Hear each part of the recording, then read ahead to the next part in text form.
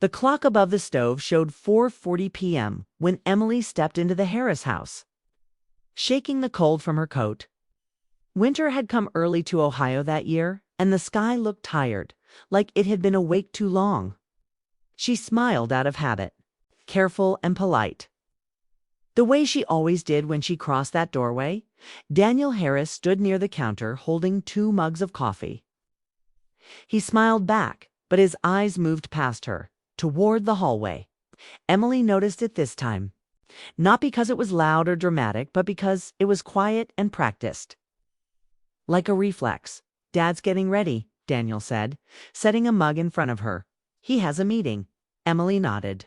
She had heard this before. She wrapped her hands around the mug, feeling the warmth. The house smelled like clean wood and old books. Everything was neat. Everything had its place. Robert Harris appeared in the hallway, buttoning his coat. He greeted Emily kindly, but briefly. His voice was steady, firm, the kind of voice that filled rooms without trying. He checked his watch, picked up his keys, and spoke a few words to Daniel about dinner, then he left. The door closed with a soft but final sound. Emily felt it before she understood it. The air changed. Daniel's shoulders lowered. His face loosened, like he had stopped holding his breath. It was a small change, but it was real. Emily watched it happen, and her heart skipped, not from excitement, but from recognition. Daniel turned toward her fully now. "Sorry about that," he said, though there was nothing to apologize for. "Do you want to sit?" They moved to the living room. The couch was old but clean, the kind of furniture that lasted decades because no one ever pushed it too hard. They sat closer than usual, still not touching, but aware of the space between them. Outside, a car passed, tires whispering on the road. Emily looked at Daniel's hands. They rested on his knees, relaxed now. She realized she had never seen them like that before. He started talking. Not the safe topics he usually chose, but real ones. He spoke about his job at the local office, how it paid the bills but felt like borrowed time. He talked about the small apartment listings he looked at online late at night, places he never contacted, dreams he never shared at the dinner table. Emily listened. She didn't interrupt. She didn't smile too much. She just stayed there, steady and open. "I always thought I'd be somewhere else by now," Daniel said. Not stuck, just paused. Emily understood that feeling. Sia lived it herself. Back when she stayed in a relationship that made sense on paper but felt empty in real life. She had learned that pauses could last years if no one moved. "You're not stuck," she said gently. "You're still here." That means something. Daniel looked at her, surprised. Then he laughed softly, like someone who hadn't expected kindness but welcomed it anyway. They talked faster after that, like time had suddenly grown impatient. Daniel spoke about music he liked but never played aloud. Emily shared stories about moving from Michigan to Ohio, about starting over in a place that didn't know her past. The clock kept moving. Emily noticed how Daniel glanced at it once, then stopped himself. He seemed to catch the habit and let it go. That made her chest tighten. She realized then that he didn't just wait for his father to leave the house. He waited for permission, from the walls, from the silence, from a life that had taught him to be careful. The sound of a train, horn in the distance, cut through the moment. Emily leaned forward, elbows on her knees, and spoke before she lost the nerve. "You're different right now," she said. Daniel froze. Not scared, just still. "Different how?" he asked lighter. Emily replied, "Like you're not carrying something." Daniel didn't answer right away. He stood up and walked to the window, looking out at the gray afternoon. His reflection stared back at him, older than he felt, younger than he feared. "My dad isn't a bad man," he said finally. "He just believes in control. Order. He thinks that's love." Emily stood and joined him, keeping a respectful distance. "And what do you think?"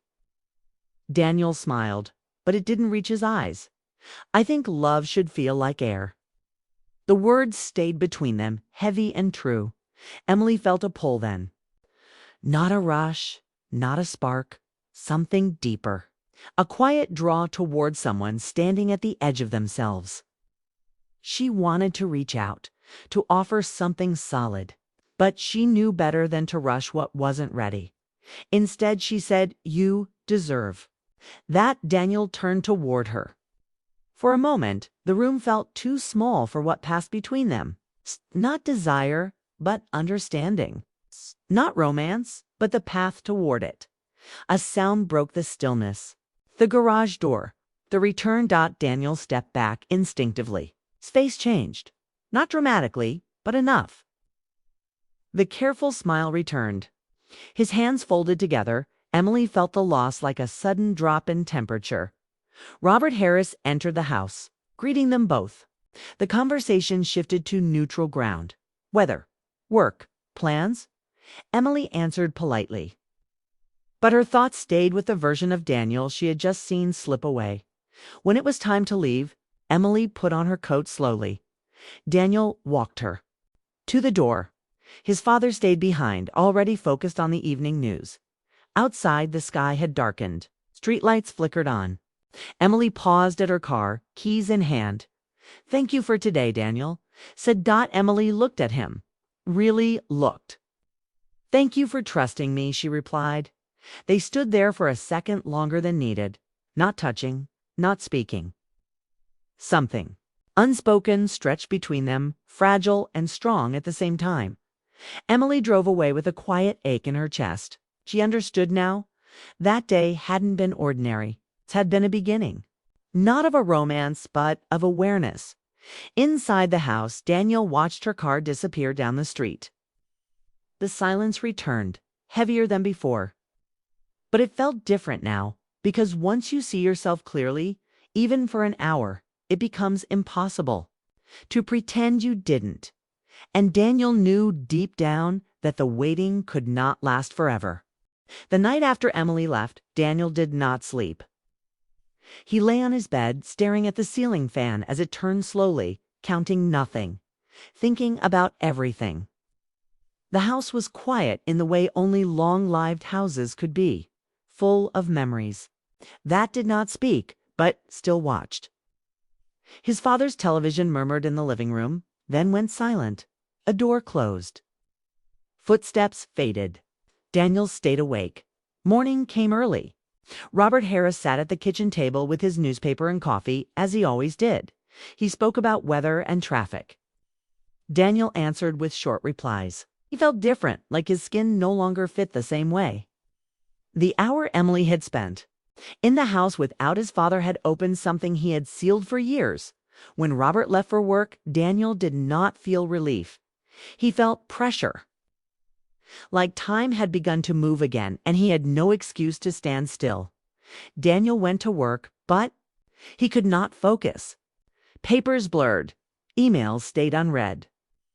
He kept thinking about the way Emily had looked at him. Not with pity, not with desire alone, but with belief. That belief scared him more than silence ever had. That evening, Emily sat in her apartment replaying the same hour in her mind. She told herself not to read into it. She told herself she had imagined the closeness. But her heart refused to listen. She had seen a man wake up, even briefly, and she knew what that moment meant. It was dangerous. To care still, she did. Days passed. Daniel and Emily texted, but carefully, short messages, safe jokes. They avoided the subject of the house of his father, of that afternoon. Both felt the pull, and both feared breaking the quiet balance. On Friday, Daniel asked if she wanted to meet for coffee downtown. Not at his house. Not near his parents. Somewhere neutral. Emily agreed without hesitation. The cafe was small and busy. Music played softly. People talked freely. Daniel arrived early and chose a table near the window. When Emily walked in, his chest tightened. She smiled, warm and easy, and sat across from him. Here. He did not check the clock. They talked fast, as if making up for lost time. Daniel spoke about moving out, not as a dream, but as a plan. Emily listened, her eyes bright, her hands wrapped around her cup. "I don't want to wait anymore," Daniel said. "I don't want to be a quiet version of myself." Emily nodded. "Then don't be." The words were simple, but they landed hard. Daniel realized then that no one had ever spoken to him like an equal before. Not his father, not his past relationships. He felt seen. Over the next weeks, change followed quickly. Daniel found a small apartment near the river. Nothing special, clean, bright.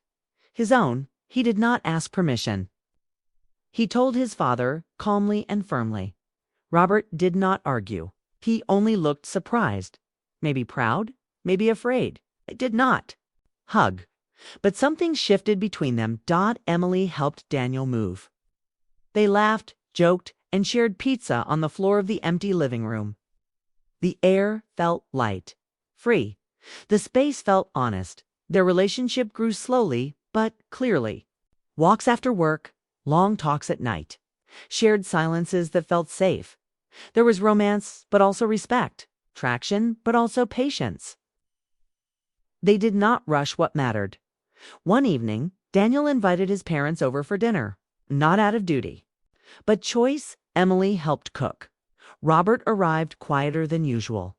He looked around the apartment, taking it in. "This suits you," he said to Daniel. Daniel nodded. "I know." Emily watched them carefully. She saw a man learning to step back. She saw another learning to stand tall. Later that night, when the door closed and the dishes were done, Daniel stood by the window, looking out at the city lights. Emily joined him. "You don't wait anymore," she said. Daniel smiled. "Not for doors to close." They stood together, not because they needed escape, but because they chose closeness. The past had not vanished, but it no longer ruled the present. Daniel understood now that waiting had been a habit, not a fate. And Emily understood that love was not about saving someone, but walking beside them as they chose themselves. The night moved on, the city breathed, and inside a small apartment by the river, two people stood quietly, not hiding, not rushing. Simply living the life that had finally begun.